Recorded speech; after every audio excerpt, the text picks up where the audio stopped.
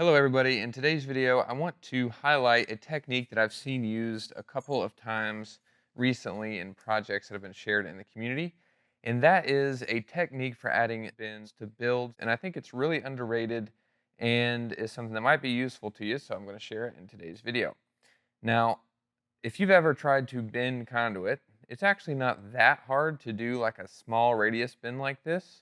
But what is challenging is trying to figure out one long dimension. Let's say this is like going to be the top of your structure and you need this height to be an exact, 5 or 6 foot or something like that. It can be kind of hard to calculate the correct height and leave enough conduit to make this bend and then leave this dimension on the other end to add on the rest of your build.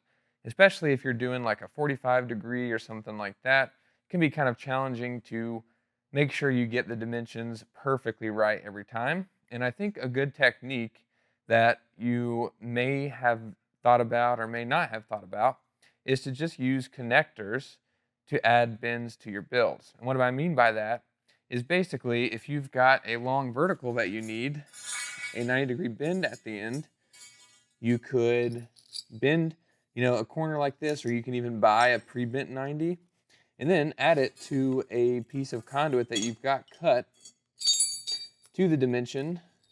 And basically you can just focus on doing your 90-degree bend and then using the maker pipe coupling or an off-the-shelf electrical coupling to basically get the one long, dimension that you need and also get the 90-degree bend that you need in your build or whatever bend it may be. Now we've seen this technique used.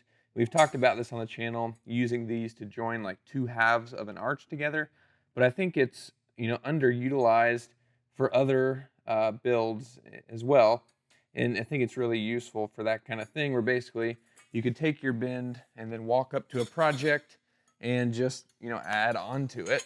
So say I just want to add a T connector on here off the side of it, and then I can add my bend that goes down to the ground, and then you could add even another coupling and then add your dimension there to go down to the ground. So I think this is a really simple technique to basically allow you to focus on making the bend, whatever you need that to be, and then also get the bend in your build and get the dimensions correct. And I use this in the kayak trailer that I did a while back for my bike. I had to basically have a arm for the trailer attached to the bike, and I had to add a bunch of complex bends in that.